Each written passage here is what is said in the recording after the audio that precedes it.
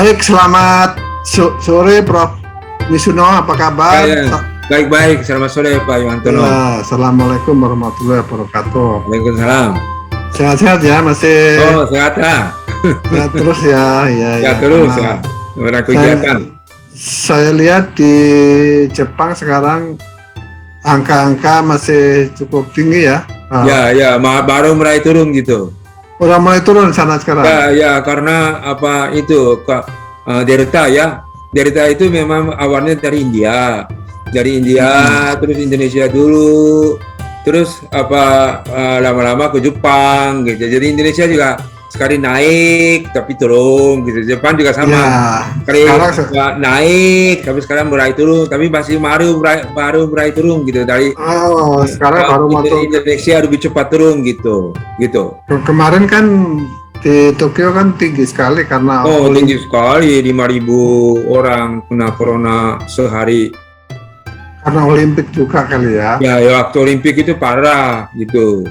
Jadi itu kalau sudah gitu naik kereta subway atau naik apa itu kan dulu kan penuh sekali, itu gimana sih? Ya gitu ya. Kalau Jepang itu beda daripada Indonesia ya. Indonesia itu cukup ketat gitu, di rumah tutup atau orang mau ke kantor juga cuma 25%. Orang mau ke kantor harus punya surat jalan dan lain-lainnya juga.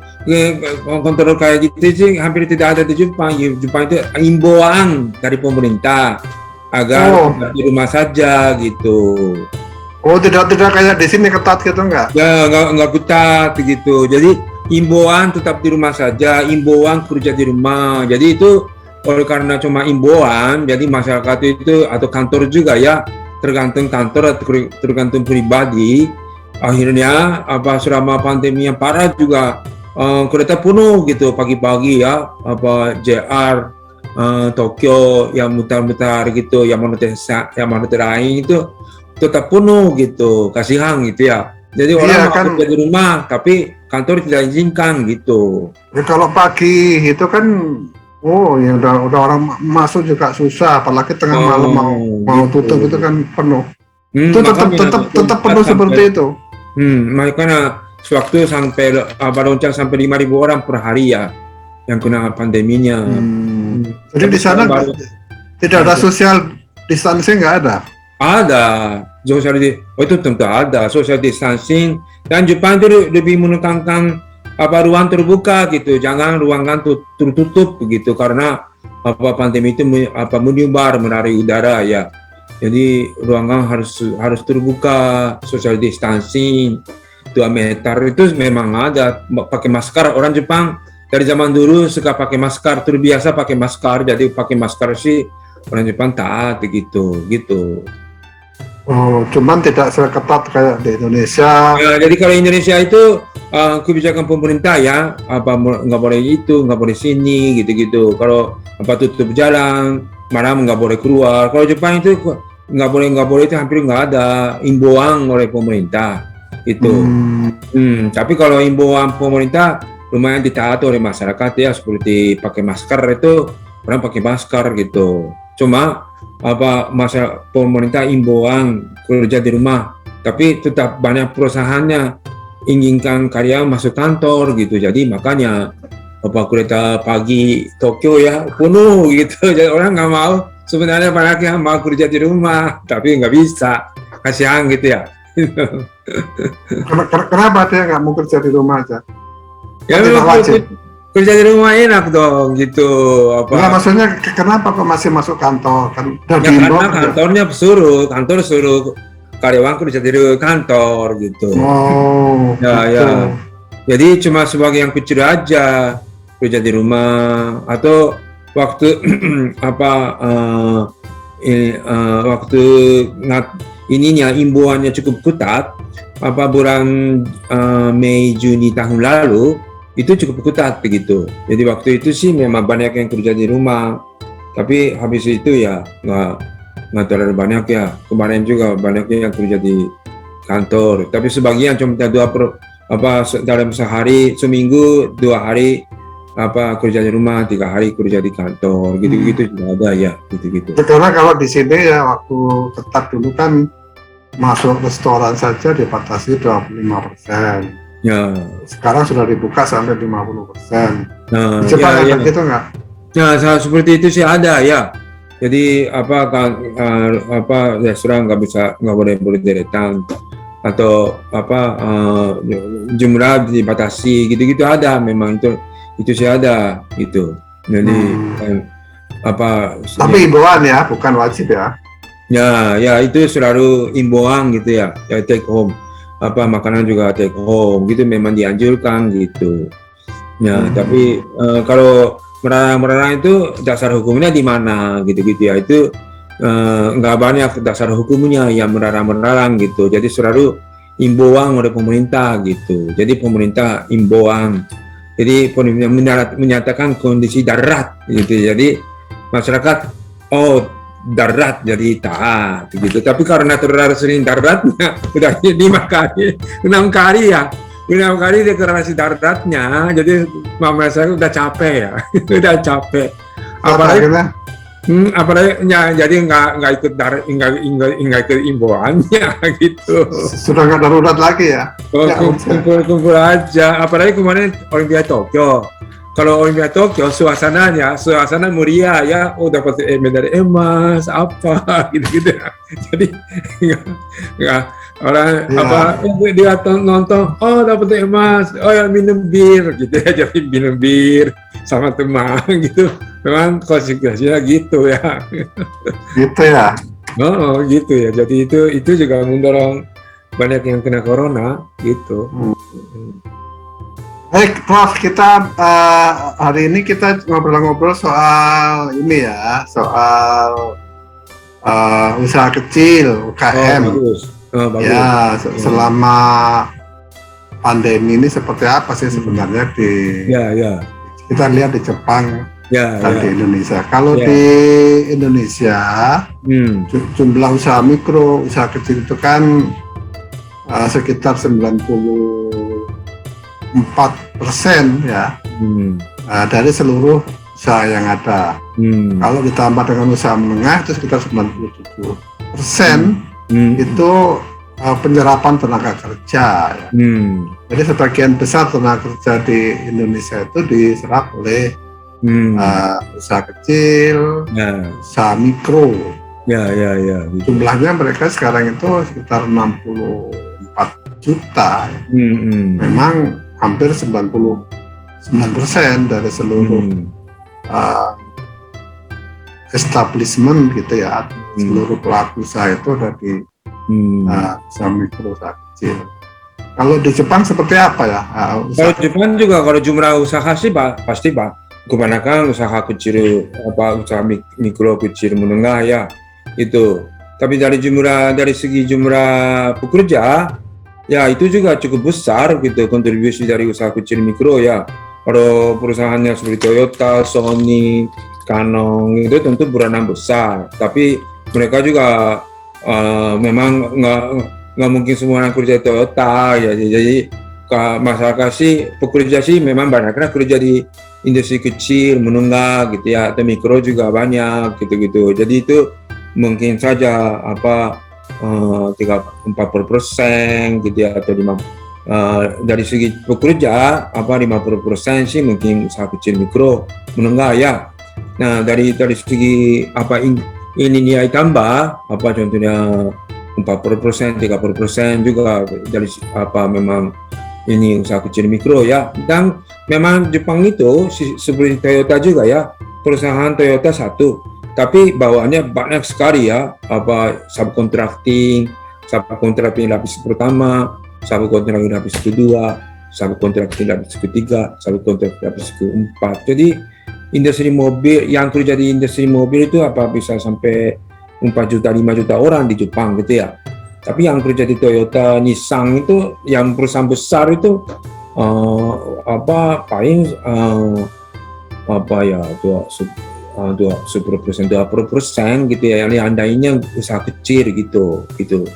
Nah, begitu ya gitu. Jadi maksudnya subcontracting itu usaha-usaha besar itu untuk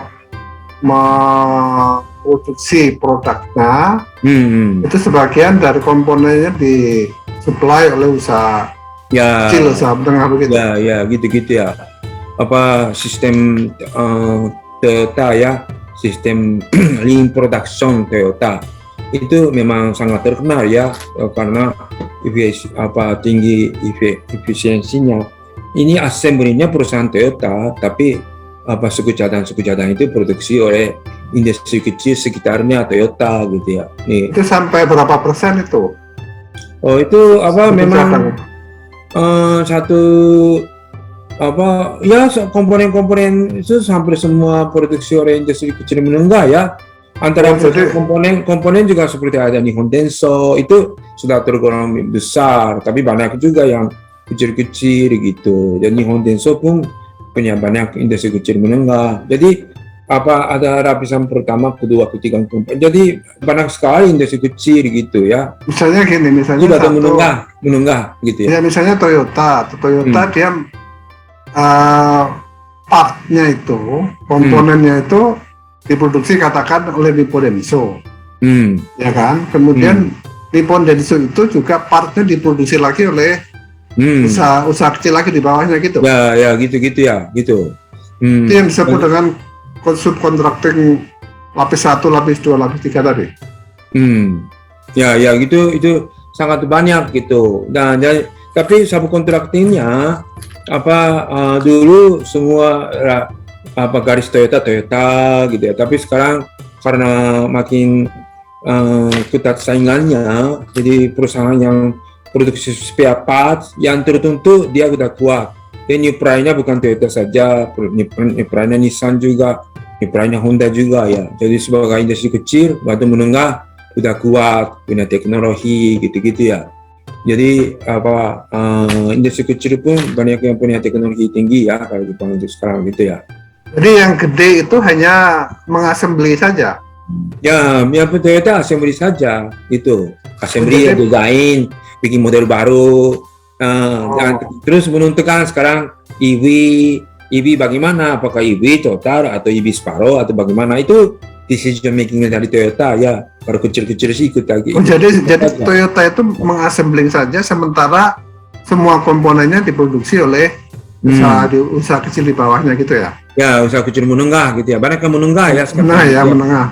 Kecil-kecil juga ada. Banyak yang menengah. Menengah itu punya menengah juga masing-masing bidang itu punya teknologinya. Jadi nanti mereknya gimana? Misalnya katakan memproduksi komponen rem gitu ya, remnya itu dikasih merek Toyota atau dikasih merek? Ya, mereknya perusahaan mereknya gitu ya. Apa subcontractingnya tadi? Ya, masing-masing punya mereknya ya. Tapi kalau Toyota kan mereknya misalnya kan disebut Toyota. Ya. Tapi rem itu nggak sebut dari rem perusahaan apa gitu ya. Tapi kalau dia ambil dari perusahaan mobilnya bongkar dan periksa remnya perusahaan mana, itu bisa tahu lah gitu ya. Atau mungkin dipesan atas nama merek Toyota, kan bisa juga begitu ya. Bisa juga ya, kayak OEM gitu ya. Tapi tapi kalau sekarang itu perusahaan yang bikin rem itu udah sebagai perusahaan rem itu udah cukup mapan, yang meneprai Toyota, meneprai ke Nissan atau yang lain gitu ya. Dulu garisnya Toyota, Nissan gitu itu kuat ya. Tapi karena makin kuat persaingannya, jadi perusahaan yang bikin komponen itu lebih mandiri ya. Jadi nyeprainya kemana-mana gitu ya. Jadi mungkin bukannya perusahaan mikro ya, sekarang udah perusahaan menengah gitu ya. Ya, artinya kan tidak semua komponen itu in-house production gitu kan, bukan diproduksi oleh Toyota atau Honda. Ya kan? Memang beda sekali persentasenya in-house production antara Ford sama Toyota, beda sekali. Kalau Toyota itu in-house productionnya persentase kecil. Jadi produksi sekitar berapa persen sekitar? Kalau Jepang Toyota 90% gitu ya, contohnya bukan in-house-nya. In-house-nya sedikit gitu. 10% in-house-nya ya. In-house-nya sedikit. Kalau Ford itu dulu ya, Ford itu 40%, 50%, impulsnya kalau Toyota cuma 10%, 20% gitu ya. Ya seperti itu, kira-kira itu, image-nya seperti itu gitu ya. Jadi kalau sistem Jepang itu memang dalam satu perusahaan ini besar kecil menengah yang tergantung atau mendukung itu sangat banyak ya, gitu-gitu. Nah itu artinya kalau perusahaan gedenya maju, perusahaan menengah kecilnya ikut maju karena dia maju. Karena dia tertarik kan ya.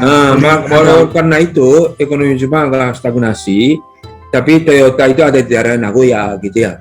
Jadi ekonomi Nagoya tetap bagus karena Toyota-nya bagus gitu ya, gitu. Oh, jadi kalau di satu daerah ada perusahaan besar, kalau perusahaan besarnya itu maju, maka daerahnya itu maju. Karena dia punya linkages ya, dia punya sangat banyak supporting industry ya. Agar perusahaan mobil berkembang, supporting industry sangat banyak ya.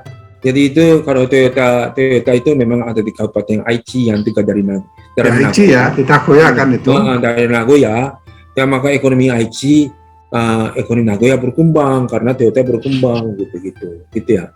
Kalau yang gedenya jelek, ekonomi daerah itu juga ikut jelek berarti ya. Ya gitu ya. Contohnya ya, Jepang itu ada Osaka, Nagoya, Tokyo ya.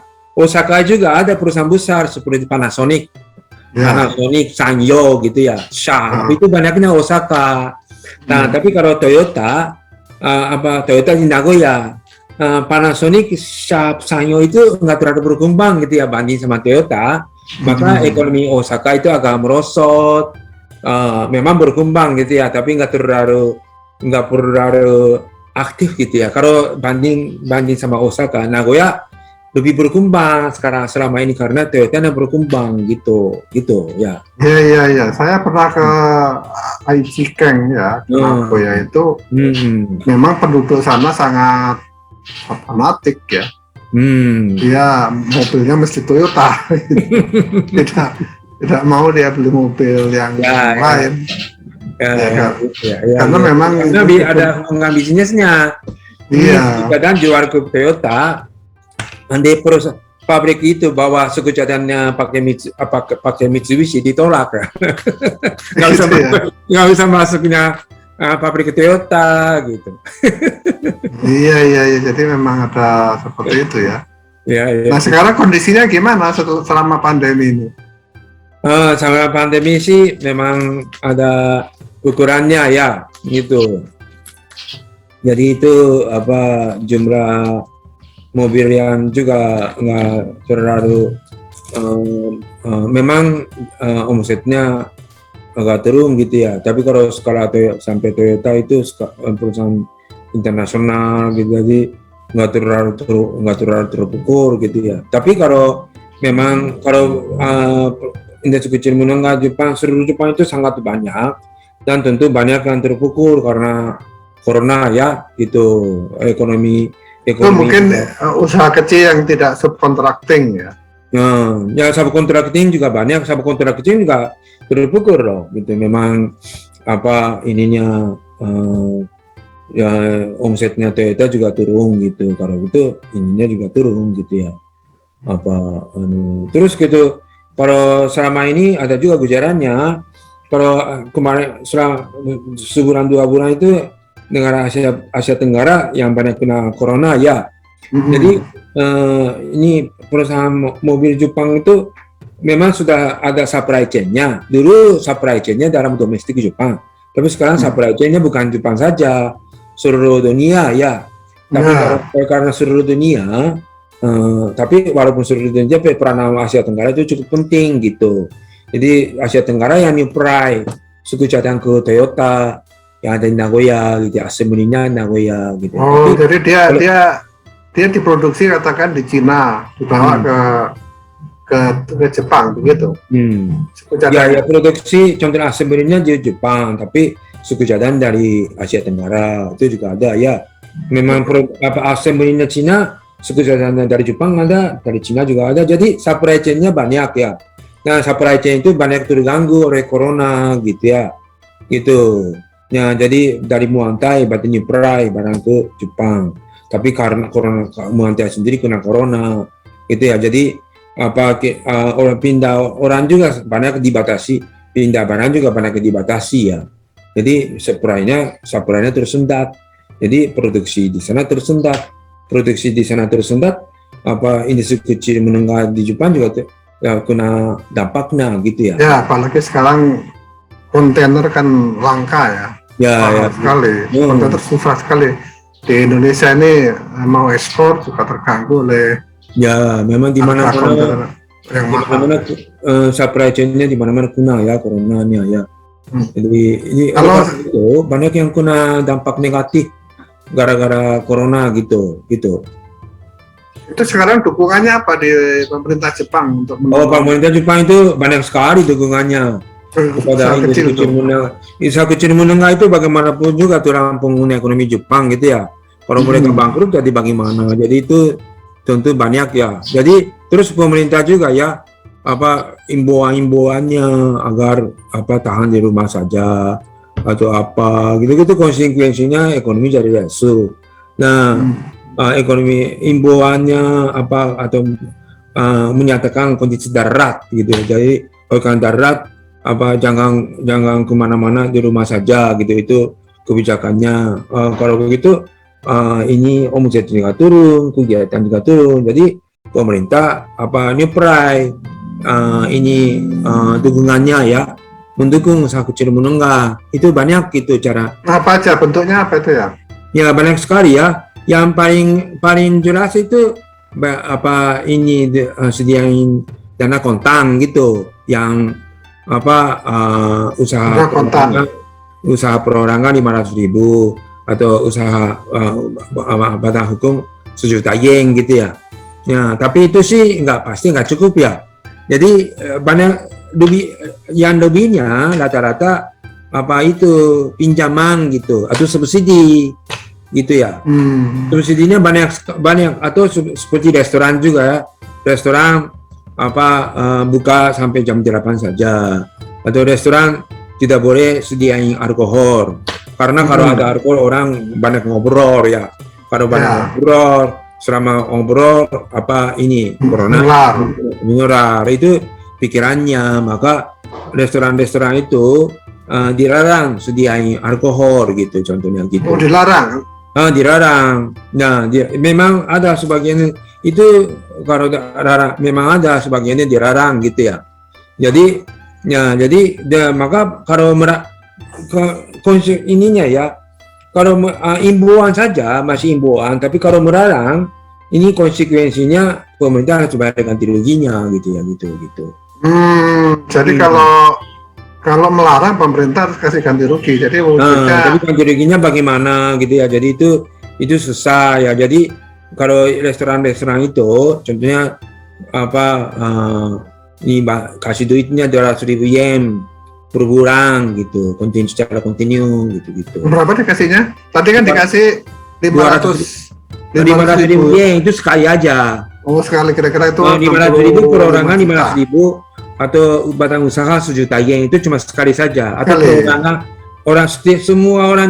semua orang yang ada di Jepang, termasuk mahasiswa Indonesia juga kasih 100.000 yen itu juga sekali saja. Nah, saya jelaskan, kalau 500.000 yen itu kali 130 kira-kira 65 juta. Kalau 1 juta yen kali 130 kira-kira 130 juta. Itu hanya dikasih gratis ya, satu kali. Nah, tapi tanda itu yang tadi yang dapat 200.000 yang subsidi tadi gimana itu? Per bulan sediain. Itu kalau dia dilarang gitu. Karena ya memang imbauan gitu ya, imbauan nggak sediain alkohol, imbauan tutup jam 8, banyak imbauannya, banyak itu ya, larangannya ya. Larangan itu ada ininya ada kompensasinya gitu. Jadi itu apa 200 yen per bulan gitu-gitu. Oh. Jadi Tapi, kalau dihimbau dia ya ikut himbau, tapi kalau dilarang pemerintah memberikan kompensasi. Ya. Awalnya logikanya begitu ya, tapi kompensasinya banyak itu, jadi pemerintah berat ya. Jadi apa ini per bulan 200 yen gitu-gitu ya, gitu-gitu. Nah jadi apa restoran-restoran itu sekarang tadinya sih bebas, tapi sekarang sampai jam 6 saja atau sampai jam 8 saja gitu ya. Itu masih 200, kalau restoran 200 yen, usaha perorangan 100 yen per bulan gitu ya, gitu. 100 yen itu kira-kira 13 juta ya, kalau 100 yen ya 26 juta per bulan. Per bulan. Itu kalau dia dilarang. Ya, gitu. Tapi kalau tidak dilarang, ya dihimbau saja, ya dia boleh buka. Lebih banyak pinjaman kredit atau subsidi ya. Yang 200 yen itu kontan gitu. Iya, yang kontan itu sebenarnya nggak terlalu banyak, jauh lebih banyak kredit atau subsidi gitu. Jadi yang diberikan tadi tidak semuanya lah ya. Ya, jauh lebih banyak. Tapi lebih banyak kalau di sini namanya relaksasi. Kalau di sini relaksasi artinya dia dibebaskan untuk tidak mencicil dulu, membayar bunga dulu gitu. Kalau di sana bunganya disubsidi sampai berapa? Bunga itu? Subsidi ya, contohnya subsidi itu andai perusahaan investasi agar sesuai dengan new normal gitu. Ya memang contohnya ya bikin kue. Kalau bikin kue pakai tenaga bisa kena corona ya. Jadi kalau semua otomatisasi, kalau robot yang bikin kue semua itu nggak kena corona ya, pikirannya gitu. Jadi untuk beli robot dikasih subsidi gitu? Ya, contohnya gitu idenya. Pokoknya new normal itu kalau selama ini sih ya memang biasa ya. Tapi gara-gara corona suka menyebar atau nempel bakteri-bakterinya gitu-gitu ya. Ya, jadi itu agar mencegah walaupun ada corona tapi bisa usaha. Contohnya ya kalau otomatisasi bisa teruskan usaha ya. Jadi kalau bikin otomatisasi perlu duitnya 10 juta yen. Nah, pemerintah kasih subsidi 60% ditanggung oleh pemerintah. 10% ditanggung oleh perusahaan, contohnya gitu. Jadi kalau ada perusahaan ingin bangkit lagi melakukan inovasi tertentu ya dalam rangka pandemi supaya tidak menyebar corona, kasih subsidi gitu ya. Ya. Kredit juga banyak. Contohnya ya ada perusahaan yang punya usahanya perusahaan pabrik bikin suku cadang juga boleh. Suku cadang dan jadi bisa membuktikan omset turun 15% banding sama tahun lalu, kasih ini kreditnya 10 juta yen gitu. Bunganya murah. Bunganya berapa sekarang? Bunganya tergantung gitu ya. Contohnya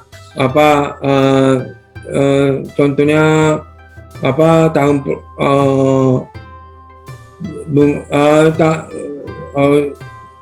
bunganya contohnya 1% atau 1,5% gitu ya.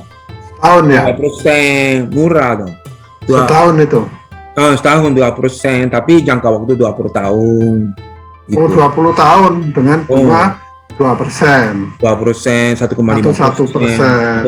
0,5%. 0,5%.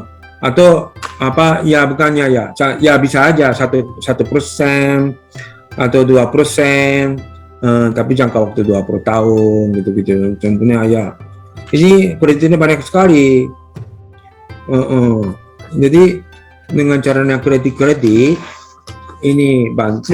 Itu kan berat itu ya, pemerintahnya dari mana duitnya kalau di Indonesia kan nggak mampu ya. Nah, jadi contohnya ya ini apa usaha yang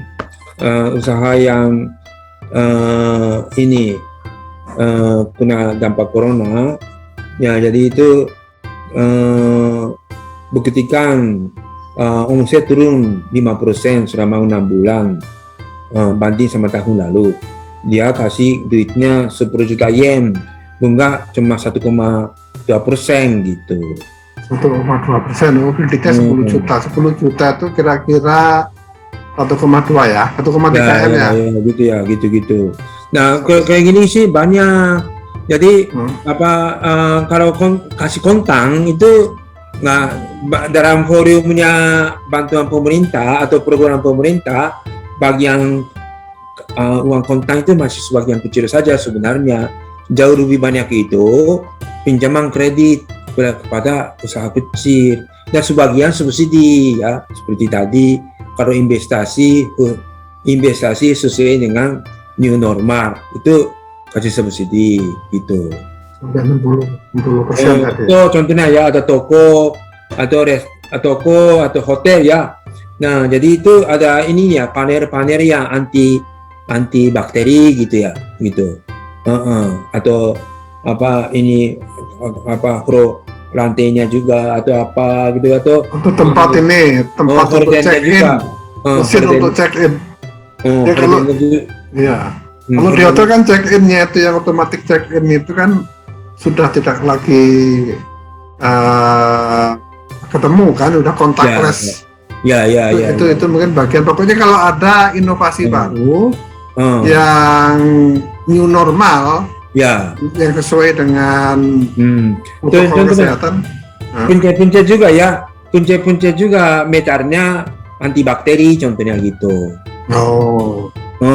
Atau meternya atau plastiknya atau hordennya semua antibakteri gitu. Itu jadi new normal gitu ya. Itu yang dikasih subsidi ya. Ini kalau gitu kasih subsidi 60% dari investasi, total investasi 60% disediain dari pemerintah gitu.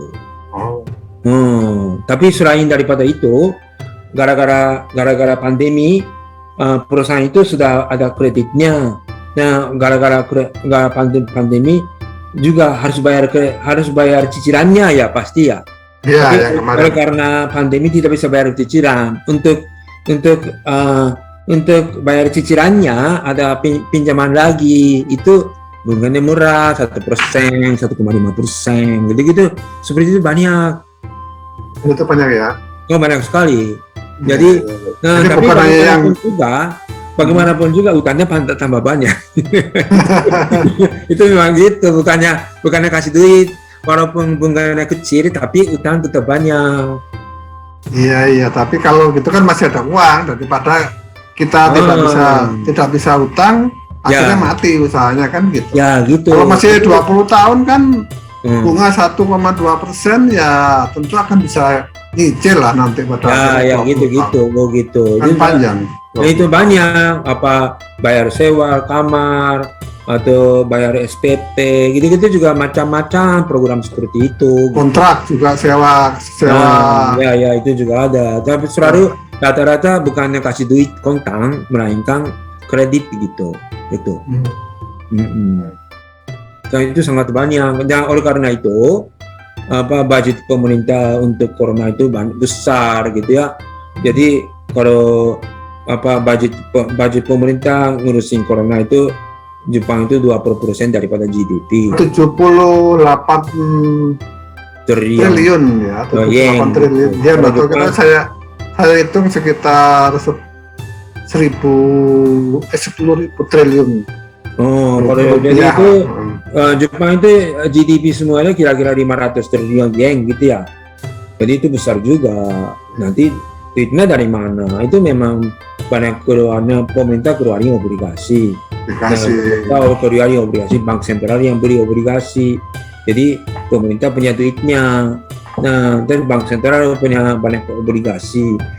bank sentral jual obligasi di pasar gitu. Jadi pasar yang menyerap. Nah, tapi selama ini pemerintah Jepang itu sudah banyak utang ya. Nah, memang kalau Indonesia juga banyak utang itu luar negeri. Kalau Jepang itu utangnya domestik itu masih beda. Tapi gara-gara corona utangnya tambah banyak gitu. Itu jadi bahan yang cukup mengkhawatirkan sebenarnya gitu. Oke, terima kasih, Prof. Ya kira-kira gitu ya. Ya, nanti kita ya nyambung ya ceritanya ya. Nyambung ya. Semoga kita semua segera ya gitu. Ya.